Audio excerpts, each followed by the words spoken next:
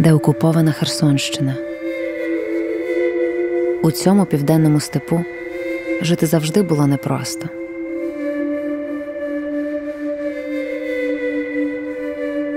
Але 2022 рік показав, що таке справжнє випробування. Майже вся територія області була окупована російськими військами. Містечко Нововоронцовка і села навколо опинилися прямо на лінії фронту. Бої за правобережжя Херсонщини точились понад 6 місяців. Села розбиті, поля заміновані, не залишилося жодної вцілілої школи, дитсадка чи адміністрації.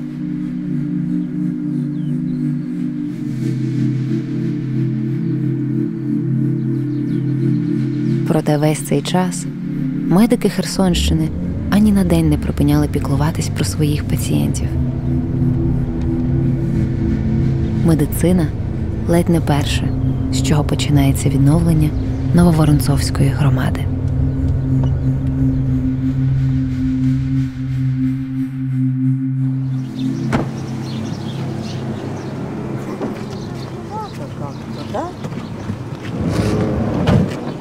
Так, тапочки ж не знімайте ми.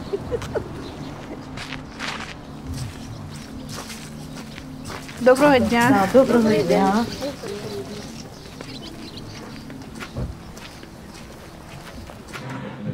Мені на сентябрь, це я вже в сентябрі. Мені дали глюкометр, а полосок нема. Для чого його дали? Для галочки? Ну, ви спитайте у свого дуже лікаря, можливо, полоски не Вона отримаємо сказала додатково. по ще. інтернету. А де ж той інтернет? Коли він буває? Я ось вже 2 місяці. Я з тою коробочкою бігаю, як дура. А полосок ніде. В аптеці немає таких полосок. Приїхати обов'язково в Воронцовку до сімейного лікаря, брати направлення електронне до лікаря-ендокринолога, саме ближче Покров, їдете до ендокринолога, УЗІ щитовідної желізи і на гормони щитовідної желізи. Виконували всі вимоги по стандартам, проводилися профілактичні щеплення 100% серед дитячого та дорослого населення.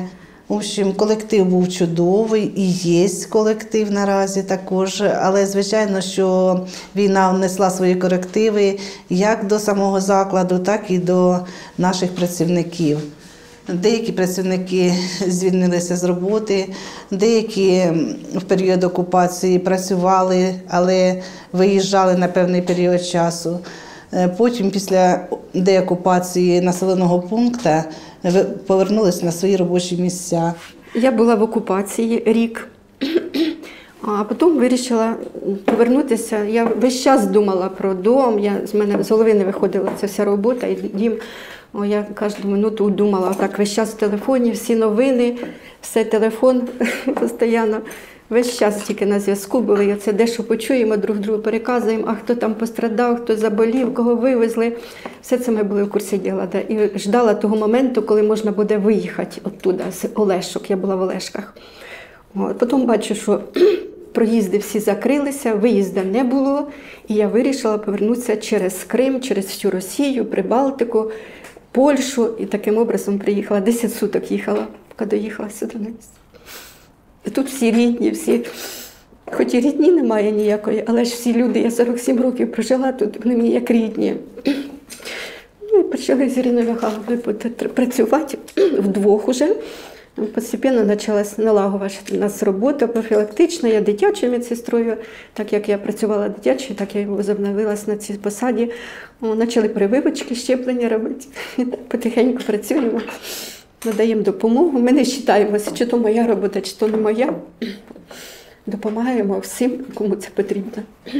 По закінченню війни вже як освободили село, то да, тут приходили люди, допомагали, убирали, сохраняли, бо вікон не було, дверей не було, все було розрушене, потолки всі текли.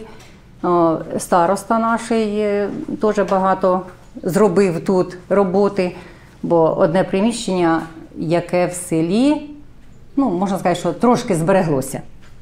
А так зруйнована і сільська рада, і контора, і школа, все зруйноване. Одна коїчка, друга, ліжкодні наші, все кругом обсипалося, потріскалося, під ногами було затікше все, столи поламані, мебель пошкоджена, багато чого взагалі немає, його позабирали, поламали. А так, що ми своїми силами відбудували, прибрали, тут зараз у нас, раніше було 1500 населення, зараз у нас до 1000 населення. Ну, нема такого дня, щоб люди не приходили. Вікна були всі такі. Тут було, я ж вам кажу, ми як зайшли, то така була темінь. Ідеш навпомацьки, шукаєш, де ті двері, щоб тобі відчинити, щоб туди зайти, тоді включити там світ. Зразу світу не було, користувались генератором. Тоді вже як був світ, до дверей якось треба було дойти до своїх, їх відчинити. Понавішували замочки навісні, то що все кругом було навстіж. А це тиждень назад нам дали стеклопакети. Вікна теж вже заказані є. Ну, ми хоч частично можемо бачити світло і бачити людину, яка прийшла за допомогою. Ми тут як почали працювати, вільні були 2 кабінети, тому що треба було і сільську раду поселити, і контору, і швидка допомога тут. Кожен по кабінетику взяв. У нас було 2 кабінети, один і другий. Тут не було вікон, теж було все забито. Що темінь – це одна, а що не провітрювання не було. Приходить хворий, допустимо, з тиском, йому погано, а ми йому махаємо полотенечком, бо не було кислороду навіть. Ось я вам покажу, які в нас вікна були, тут ще залишилося. Оце в таких условіях, ми сиділи, працювали. Стекло саме, його ж не вибереш отуда. Буває, сидиш, воно сипеться.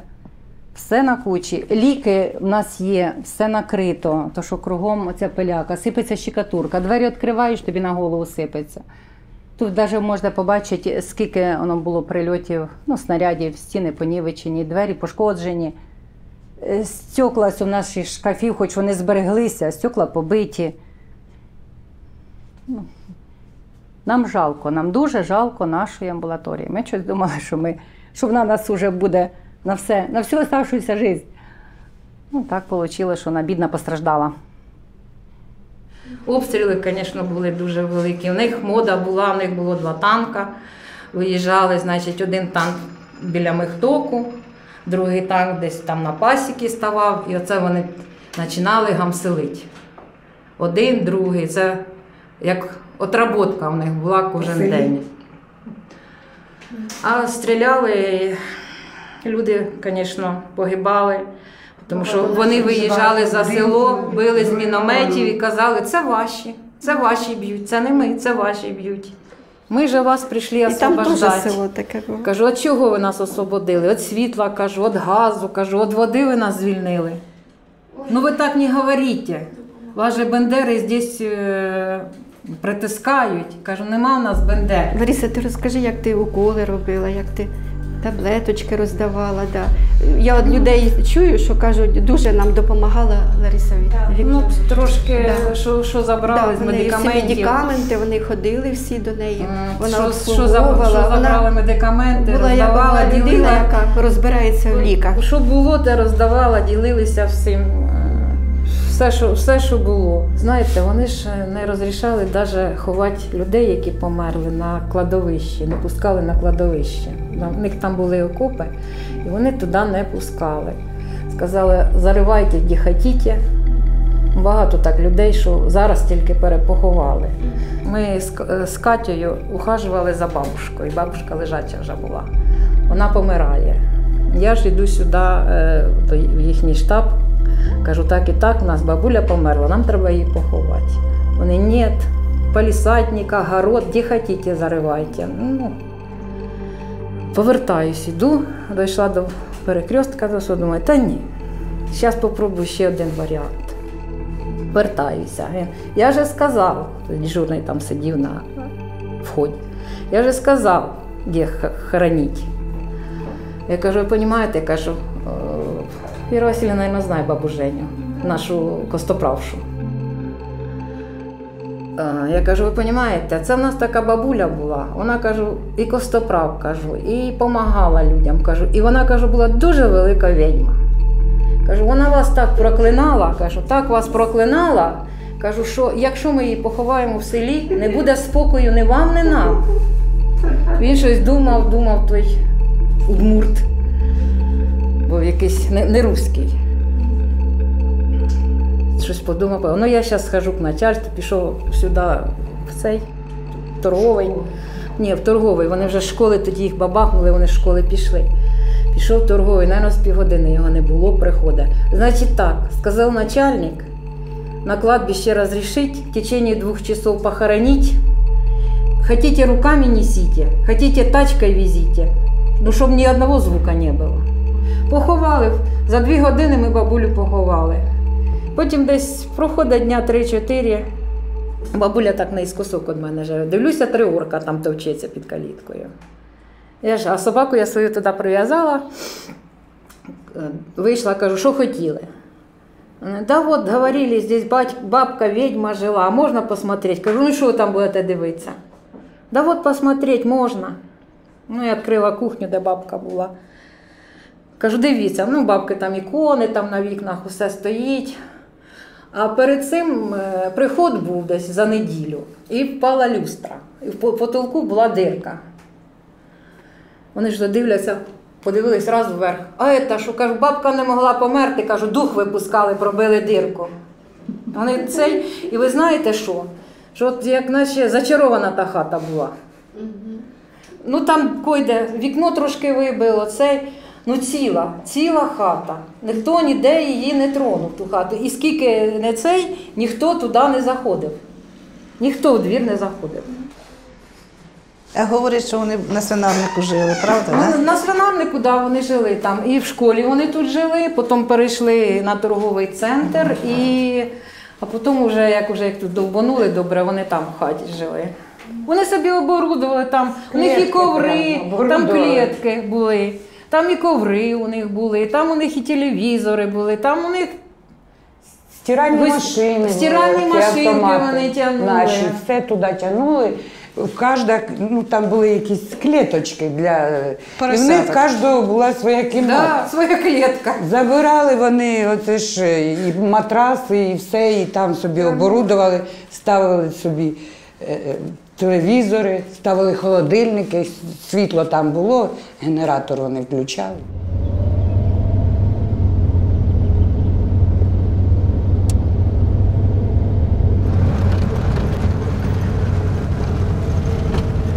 Тут уже зараз не видно, тут ракети з ураганів тут застряли посеред асфальту.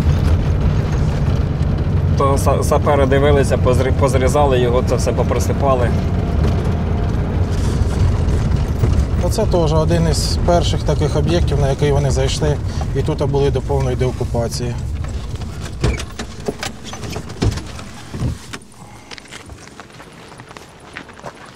На що вони розчитували, що тут наші військові ночують, чи що, чого їм сюди?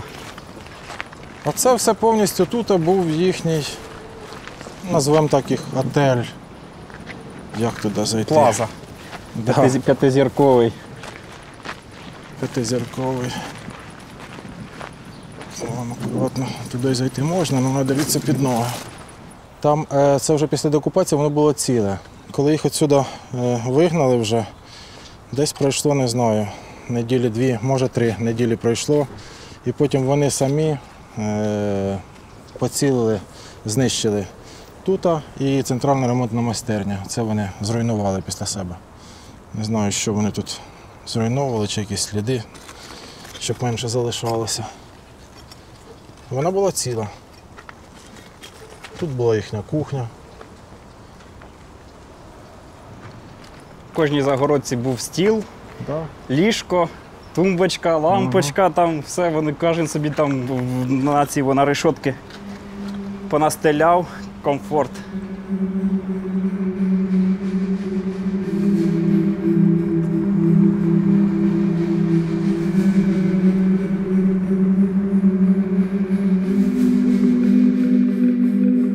справжні свині, росіяни облаштували собі казарму в звичайнісінькому свинарнику.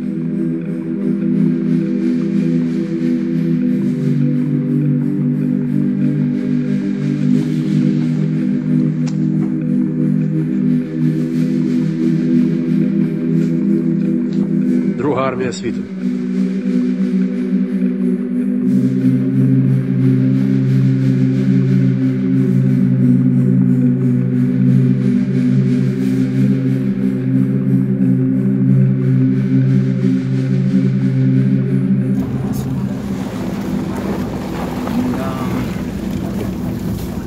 Блядь.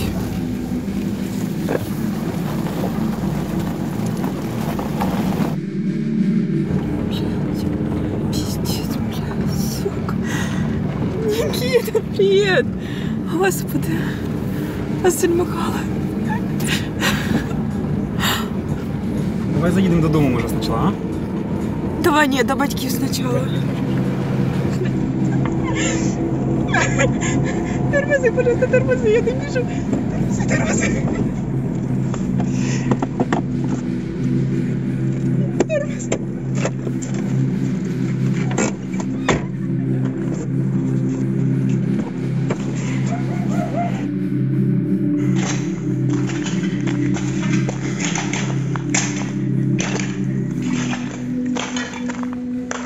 Ось оце таки ж територія току.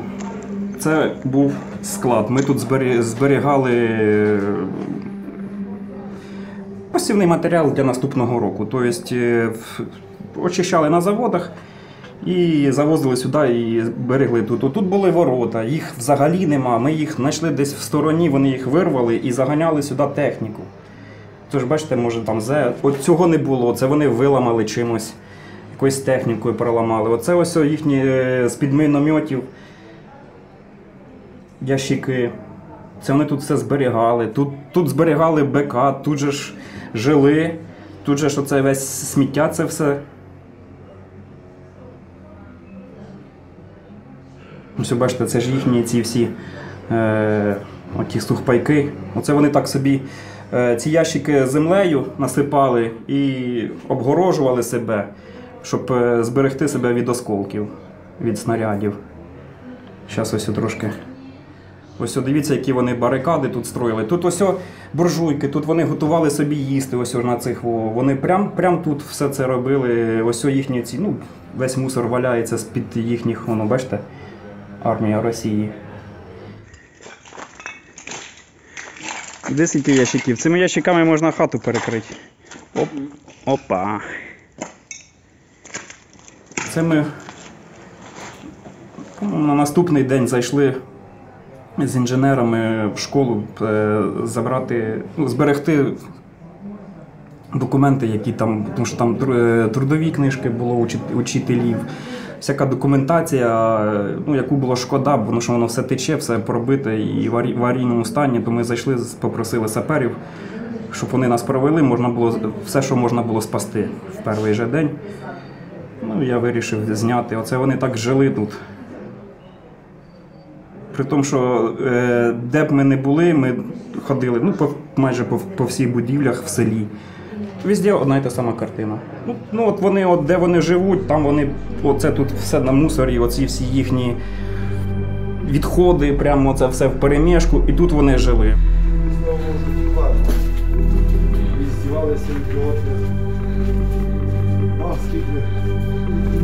Ми живі без них машини. Залі жили.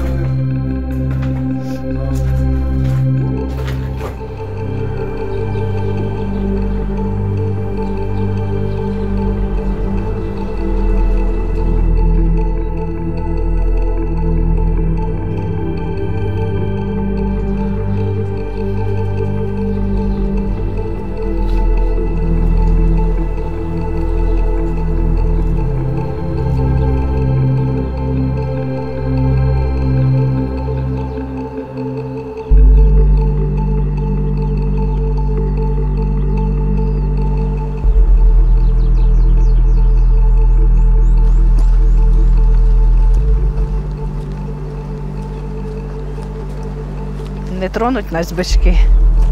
Хай тільки попробують. Ви їм не покажете, що ви їх боїтеся.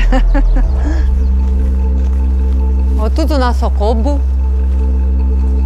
Це наш фельдшерсько-акушерський пункт, Так. який працював до вторгнення.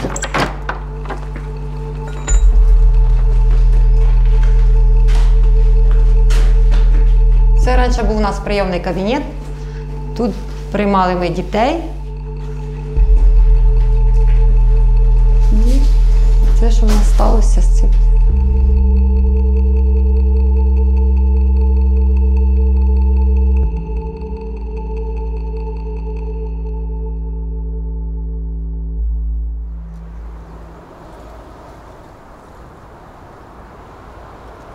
Це наш ФАП, який нам зробили наші волонтери, пацієнти України. Вони нам робили ремонт. Ну, тут було дуже-дуже, і криші не було, і вікон не було, нічого не було. Постелили нам лінолеум, зробили нам самий потолок, який гарний. Тут все було в цвілі. Ну, що тут у нас маніпуляційний кабінет. Поки ми тільки починаємо його обставляти, тому що в нас немає, обладнання будуть підвозити до нас. І тут зробили нам, воду провели, унітаз, от, ну і все. Будто-би, да? А, зробили, що нам ще зробили? Скважину зробили. То тепер постійно є питна вода. Так. Технічна вода. А не було до цього води? Не було. Води не було в закладі до цього. Ми дуже дякуємо благодійному фонду пацієнтів України, які нам зробили такий чудовий ремонт на цьому ФАПі. Допомогли нам із обладнанням також вони. Привеземо сюди ми також і холодильник новий, ліжка для денного стаціонару, шкафчики привеземо. Тобто обладнаємо ці всі приміщення згідно вимог. Ми були окуповані, у нас була тут лінія фронту, було у нас тут, ми закрили тут все. Ми тут, що могли, те побрали, документи такі сильно важні, там ліки, які ми могли винести, вивезли. От, позакривали ми все, вони сюди не заходили. Але вони наблюдали за нами з школи, вони снайпера за нами дивилися. У нас тут були снайпера, сиділи на нашій вишці і в школі. Ми знали, що там були снайпера. Я, наприклад, не думала, що вони там взагалі нас так контролюють. Хоча вони все знали. Вони приходили, вони дивилися, хто підійшов, хто тут відкривав, що ми робимо. Вони нас контролювали хорошо. Так, що у нас тут, Віра Васильівна? Нас площадочку зробили дитячу. Підемо до дитячої площадки, і тут у нас посадили деревця. Хто це? Да. Розкажіть, а що це за пам'ятники? Це в нього прилетіло, чи він такий? Взагалі, у нас був раніше колхоз імені Чапаєва. Туди йдемте, подивимося. Пішли, подивитися. А він, бачите, в нього щось попало ще було. Зробили його Іванов, тому що в нас Іванівка була раніше. Це в нас перший засновник нашого села, Іваненко Іван.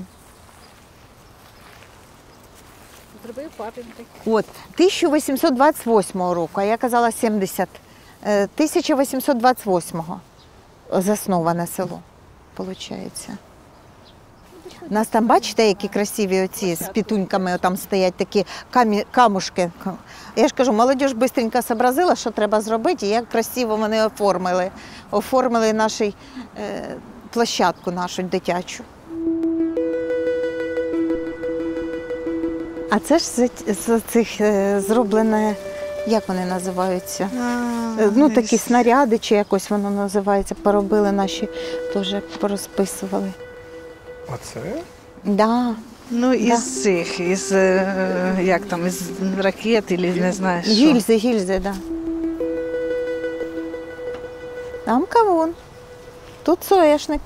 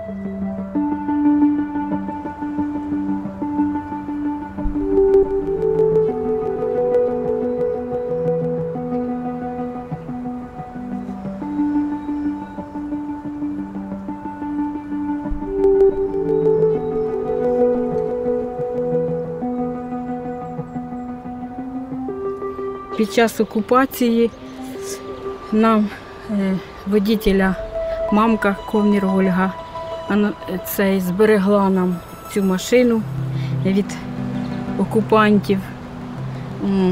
Ми дуже їй дякуємо за це.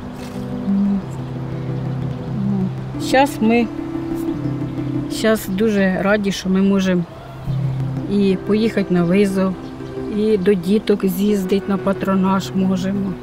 І куди не треба, ми сіли, треба Воронцовку визивають, ми сіли і поїхали. Воронцовка, центр нам дає бензин, ми заправляємося і їздимо. А як саме зберегли машину? Зберегла в гаражі, у водителя була машина, в нього 2 гаража, і він поставив її в гараж, а вже його мамка вже там від кацапів приховувала цю машину вже. То ми їй дуже дякуємо.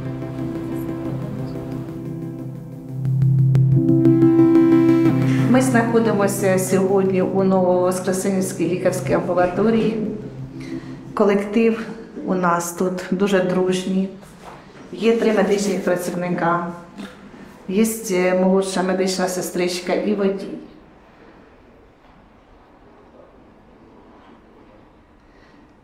Амбулаторія у нас потерпала від обстрілів, була в окупації. Медичні працівники працювали постійно тут, жили тут. Надавали медичну допомогу всім жителям, які залишилися на окупованій території. І хай кожен розповість, який внесок він вніс. Не було таких сильних случаїв, як в других селах, що і насилували в других селах, і убивали прямо на місці. У нас такого не було в селі. Так можна сказати, чи повезло, чи як. Як довго вони жили в вашій амбулаторії? Весь час. Вони як зайшли, оце весь час, поки і наші не прийшли. Так. До 4 жовтня вони були тут. З березня по жовтень? Так, не було. Тут нам не було місця оказувати допомогу медицинську. То, звісно, як люди обращались, то і на дому капали, і з других сел приїжджали. Теж приходилось на дому капати, а що? Прийшла, вони ходять по дворі.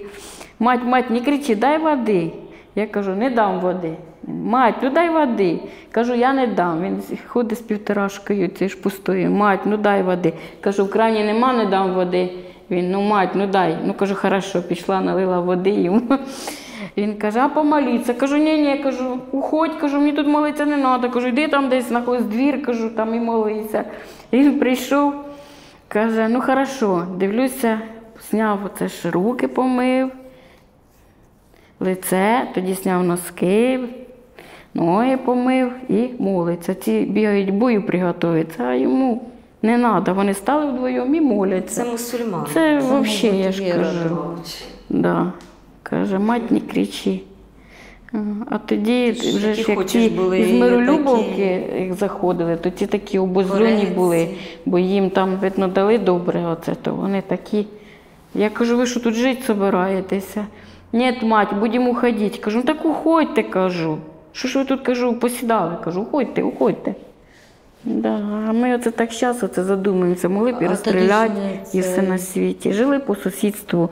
У мене через 2 хати був штаб, вони там жили, через дорогу жили, хлопці теж жили. Каже, один приходили по воду, ну, як у нас світ був і вода, вони приходили. Ну що ти, не даси, що прийде, розстріляє, сам набере ту воду. І це вони приходять, оце ж з бетонами, беруть воду. Я кажу, а що ж ви, кажу, це такі молоді, кажу, ну такі по 18 до 20 років хлопцям. Кажу, що ж ви оце прийшли на війну, а вони... Ну так, мы же контракт до этого сложили. Я кажу, ну так, контракт служили, кажу, могли б. А мы уже сюда, как приехали, в этот, каже, ми тогда, ну, уже як бой начався, там уже ж у них де-то під цим, до Каховки сюди, в Каланчику. От тоді, каже, ми, що, мов, типа, війна, що ми приїхали на війну. Ну, це вони всім так розказували, що вони одразу не думали, що вони на війну йшли. Сказали, що спецоперація на 3 дня. Отак. Ну, у нас були прильоти такі, що ну, там, де вони жили, то один був такий хороший, чоловік 11 їх оце порозкидало, ну, повністю одне м'ясо. Бо у нас там ще один ходив, каже, ваше хребет, ваше, заберіть, це ваше, каже, заберіть. То вони в пакети оце собирали, да, пакети. Ігорька все шукали, Ігорька не могли знайти. Де той Ігорьок? Дай Бог, щоб скінчилася швидше ця війна. Мир на землі був. Щоб люди ж зажили мирно. Не хочеться нову кришу построїли нам на лікарні. Не хочеться, щоб уже її опять. Навіть не хочеться, щоб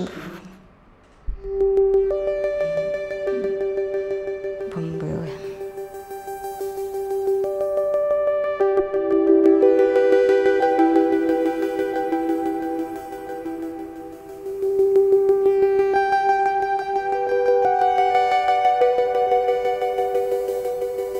Я, Мілінтєва Віра Василівна, виконую обов'язки директора комунального некомерційного підприємства Нововоронцовський центр первинної медико-санітарної допомоги Нововоронцовської селищної ради.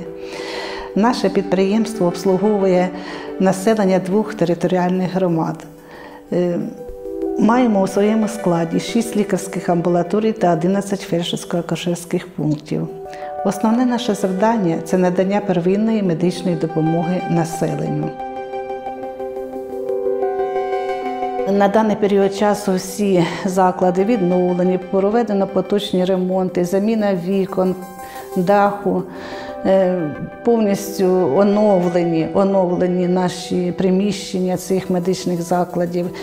Пацієнти України також нам надали і медичне оснащення, аналізатори сечі надали нам і комп'ютерну техніку, і більше медичного обладнання завезли. І отримали ми новий автомобіль, Dacia від Міністерства охорони здоров'я України, звичайно, за допомогою ВООЗ.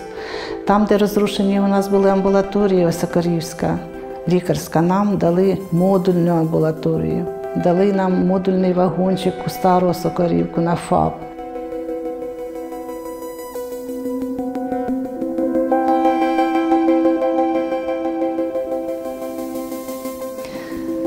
Тут дивися ж, як позитив, негатив, смотриш, як воно. Воно то... Це не забути. Ну, все одно ж треба якось знайти щось позитивне в цьому. Та отож позитивно, вроді би і є позитив, але ж не загалом не скажу, що це позитивно, що воєнний стан був так. Отож, розумієте.